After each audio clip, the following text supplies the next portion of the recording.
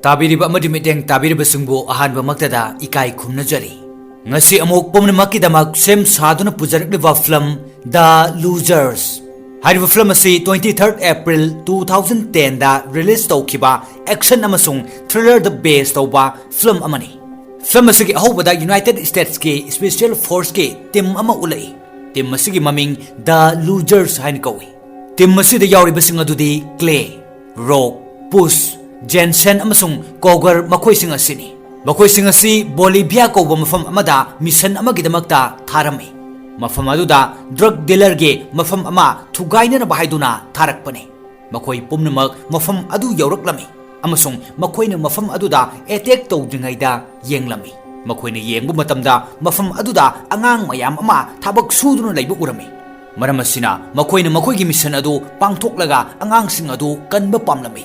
Tanja aduda Rock koba khongloi amana makoy da mission adu pangthokna ba hairakpadage mafam aduda attack tawduna leader sing amade mafam aduda leiramba pumnamak hatlaga angang sing adu kanbirami. Mafam aduda makoy mangagi ni haiduna lakpa helicopter aduda angang sing adu tongalaga mafam aduda ge chalanki. Helicopter adu paikhatpa haurakpada missile amana attack tawraktuna pokhairami. Maduda angang sing adu sirami. Madu uraga makoyna khanglami. Madudi missile na attack tawrakliba adu angang sing adu danate makoy dani haiba. Maramasina makoy helicopter pokhaiba mafam aduda changlaklaga makoy ge potjai sing langshilami. Makoy sing adu sikre haina khalanabagidama makoyna masima sukhangi. Madudi security singna makoy bu hingli haiba khanglagadi hat khragani haiba. Makoy mafam aduda panduna leirami. Makoyna Bolivia adudage thoknanaba ID card singsu amata leiramde. Amasung makoy da paisa su yawramde. Mafam aduda makoyna leirakpa tha mari farakne. Tha mari surba matam asidasu makoyna mafam adudage thokhinanaba pambai amata leiramde. Nongma Clay gi manakta nupi ama laklami. Nupi adugi maming Aisha kawi. Aisha na Clay da wari saduna naksinanaba honarami. Clay na Aisha bu hotel da puraklami. Aisha na washroom da changkhraga magi nongmai adu matungda lona paiduna thoklaklami. Bomnamak asi Clay na khanglami. Maramasina makoy ani yamna sathina phunarami. Ngaihak leiraga Clay na Aisha da nahak kari pambono haina hangladuna funaba adu loisillaga makoy ani punna mapanda thoktuna laklami. Aisha na Clay da haire aisu Max ta laman khumba pami. Max po aingonda sino. Masigi damakta aina nangi thabak hangat handuna nangi laifam adu dasu chalhange. Mathangi sinda makoy gi tim adu wa khanarami. Mafam aduda Clay gi tim gi atopa mi singsu laklami. Aisha na makoy da haire aina su nakoy bo nakoy gi country da chalhanduna nakoy gi thabak sing amuk hangat hanba ngamgani. Nakoy na Max ta laman khumba pamliba adu high security amatana Max kawba ama lay haiba khangnade. Adubo aina di khange. Maram masina nakoy na igi thabak asi tawrabadi aina soidana nakoy gi mateng pangani. Wahi asi taraga makoy na Aisha na haiba adu yanarami.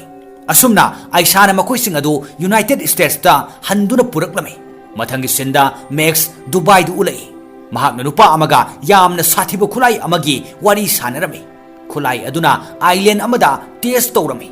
Makoy na khulai aduna island da kapsinbada island adu pokhaiduna pumnamak mangkhirami. Khulai adu makoy na China da thaba pamlami. Mathangi sinda Clay gi tim adu ulai. Rock na Aisha da hanglei. Nang na Max ta kari maramdagi yeknaribano. Wahi asi taraga Aisha na khumlei. Max ka achoba khulai amagi deal tawnari. Maramasina nahak na igi mateng asi pangbiyo. Adubo Rock na Aisha da nongmay na namlami. Maduda Clay na Rock ta khamlami. Rock na nongmay adu yepsillaga Clay da hairei. Karigumba mahaki maramdagi ay khoy da kudong kiba nanglabadi. Ay na mabo lem na tharoy. Asumna hairamlaga Rock thoki. Mathangi sinda makoy punna mafam amada chatpada lambi da truck ama urami. Truck aduda security mayam amana senabadu ui. Madu uraga makoy ni khale. Madude gari aduda Max soidana yawramgani haina. Maramasina makoy na gari aduda tracker ama kapsillaga gari aduge matung inarami. Awangba building amadage makoy gi team gi shipper amana gari aduda target tawduna leirami. Tanja aduda Max gi miyoy sing gari dage kumtharai. Maramde makoy da attack tawraklani haiba khanglakpadagi. Tanja aduda makoy da smoke bomb langsilami.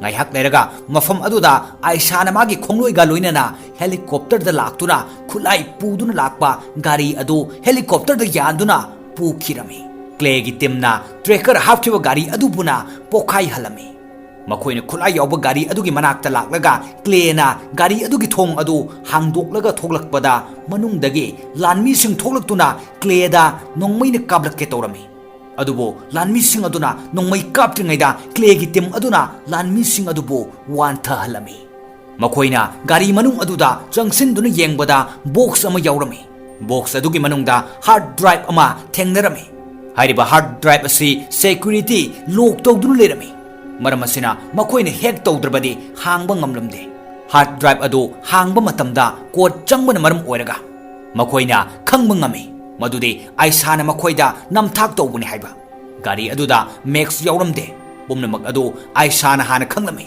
adubo Aisha na hard drive adu pambadage makoida asengba haiduktana namthak tawbuni maram asina Clay gi tim aduna yamna sauruduna Aisha bu makut punsinduna thamlami maduda Aisha na Clay da hari nahak hard drive asida kari yawribano haiba yengningdabra jomi aina hana khangi gari aduda max yawde haiba adubo gari aduda max ki yamna maru oiba posak ama yawri haiba khangbadagi aina haidabani aikoina hard drive asi decode tawduna yengu mathau tai wahai asi taraga jensen khumlai hard drive asi decode taw waibasi araiba amadi nate masigidamakta aikoina algorithm gi mathau tai algorithm asi atai mafam amata da phangloi hard drive asi sarakpa company khaknatana wari sing asi taraga Clay na Aisha da aroibu oina thajaba thamba pamlami adubo rok na yaramde maramasina Clay na rok ta haire nahak kaudaba fai kari su khangjadaba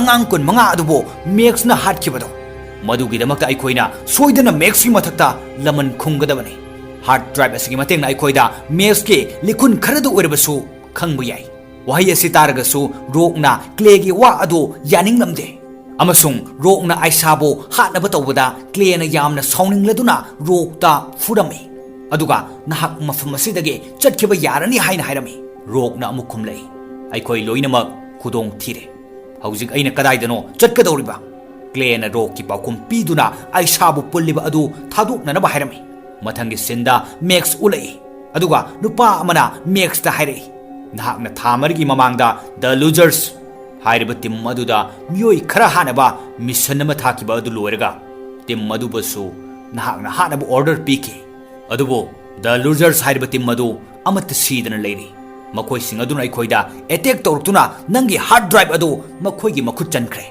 wahai asi taraga max yamna sauninglami amasung upai ama tawtuna hard drive adu launana ba hairami asomda rok amasung makoi gi tim sing adu hard drive safam company aduda laklami asumna Clay amasung rok amuksu yasinaduna lakminnarami makoina company adu yawraktuna jensen na company aduda system repair tawba saduna changlaklami aduga cabin amada changlaga ahangba tanja yengduna data pomnamak pen drive ta lawsilami jensen na mafam adudage thoglaknanaba tawringaida security laktuna koisilami adubo makoi gi team gi super baiba nupa aduna lapna leiraga security sing pomnamak kablaklami asumna mafam adudage jensen data sing copy tawduna puraklami makoina data adugi matengna hard drive adu hangba ngamlami amasung makoina hard drive adudage khanglami madude max ki account dage $400 million transfer tawkhaiba transfer tawkhibagi maramde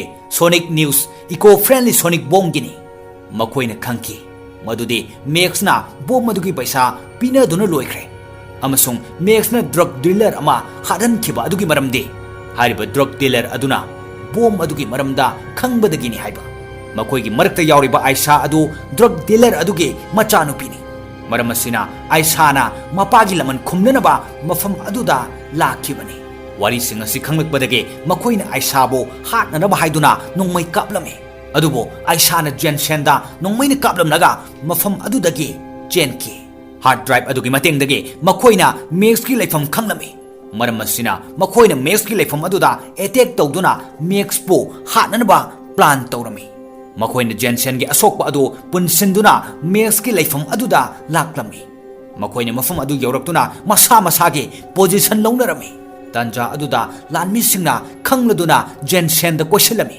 asomda Clay amasung Rockna mafam amada changlakpada paisa mayam ama leirami Tanja aduda Max ki right hand mafam aduda laklami misak adu Rock ka mari leinarami Rockna Clay dagi hard drive adu lauraga Max ki right hand aduda sinarami aduga Clay bu makoina faaduna purami matam aduda Aisa laktuna Clay bu kalhawi aduga Aisa na Clay da nongmai namladuna hairi nakoina aigi ipaw hatkiba natra wahay asi taraga Clay na amuk khumlai chumi aina hatpani adubo aigi misanabagi makhada lakibani aduga nangi babasu afaba mi amadi nate asumna wari sanaringaida lanmi khara lai hariba lanmi sing adu Aisa na pumnamak nongmaina kaptuna halami Aisa na mapa hatpagi laman oina Max po hatpa pamlami maramdi Max na order tawduna mapa bo hatkibagi damakta makoi punna Max na khulai dil tawnaringaida laktuna nongmai kapa horaklami mafam aduda Clay ga Rock ka yamna sathina phunarami Rock na Clay gi mamit sogalamlaga plane da chenkhatke Clay su Rock pu tanaduna plane aduda kakalami adubo Rock na Clay bo kautharami hariba plane asigi manungda paisa $1 million kaya yaurami maram asina Max ki right hand aduna plane adu khamna ba haiduna bike ama kanna thoduna mamangda laklami Clay na tanja yenglaga makoigi tim maduge sniper paiba aduda bike ki teng aduda nongmai adu kapna na ba hairaduna kafalami bike adu mai hauraduna plane aduda tasinbadagi plane adu pokaiduna Rock mafam aduda shiki Clay na scientist eco missile saba adu hatki amasung Clay na khanglami madudi hariba missile adu laibak amada thadaduna kihallaga missile adu leiba laibak aduna atai laibak singdage hena power leigane haiba asumna mafam adudage Max na chenana batawada Clay na mamangda thatuna Max da nongmai kaplami Max nongmai na palba matungda Clay da hairi aina missile activate tawkre ngaiyak leiraba matungda Los Angeles si upul olagani maramasina nangonda option ani piri madudi aibu nongmai na kaptuna halo natraga missile si deactivate tawjaro asumna haraga missile deactivate tawnanaba remote adu isingda langtharami Clay na khudakta ising adu da chongthaduna remote adu thiduna missile adu deactivate tawrami ngai hak leraga Clay na makoigi tim adu da hairami madudi aina Max ki saktam adu munna khangle aikoina mahakpo yamna thuna fangnaba thisi asumna hairaba matungda Clay na Aisa da makoiga punna chatminnana ba hairami adubo Aisa na Clay gi wa adu yaramde amasung Aisa mafum adudagi chatkirami asumna film asigi aroiba sinda Clay gi tim adu mission amada laklami tanja aduda posta phone ama laklami phone aduda mahaki nupi pregnant oiduna delivery gi matam yorakpadagi hospital da leire hairaklami maramasina post hospital aduda laktaba yadabadagi mission adudagi hospital da laklami amasung post ki nupi adu macha nupa ama deliver tawrami maduda makoi yamna harawnarami mathangi sinda the losers hariba tim adu pulami makoina makoigi target adu fanglamdri maramdi makoina Max bu phaduna maral leitraba angang kun mangagi thawai manghan kiba adugi lamun khumba pamlami asumna makoi punna poski macha nupa fangbagi celebration tawraduna sennasida film asigi aruiba saruk oiki mathangi nungairaba film amada mayam punna amuk thengnaminasi pumna makpu ikai khumnajaraga ngasigi oinadi matang asida tension jari